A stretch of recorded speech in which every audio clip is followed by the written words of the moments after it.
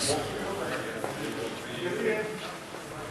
Taip, gerai, šiandien užsivedę. Žaidėm geriau nei vakar, pažengėm kažkiek ir žaidimas buvo geresnė kokybė. Vertinant visą pasirengimo ciklą, kaip jis praėjo?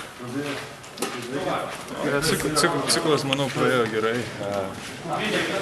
Steik žinom, ką norim daryti, dirbom daug ir aišku, viskas pasimatys čempionate. Sunku vertinti, bet važiuojam ir jaučiam, kad esam pilnai pasiruošę. Jau esat pasiekę tą geriausią sportinę formą, ar jinai čempionate turėtų atsirasti?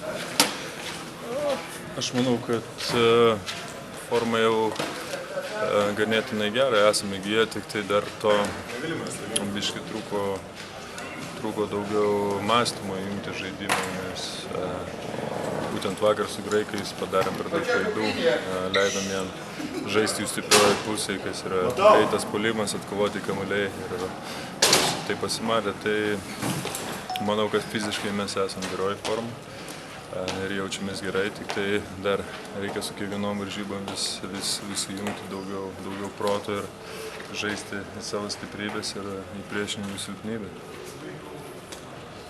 Dėkui. Tai sveikinam patekus į rinktinę.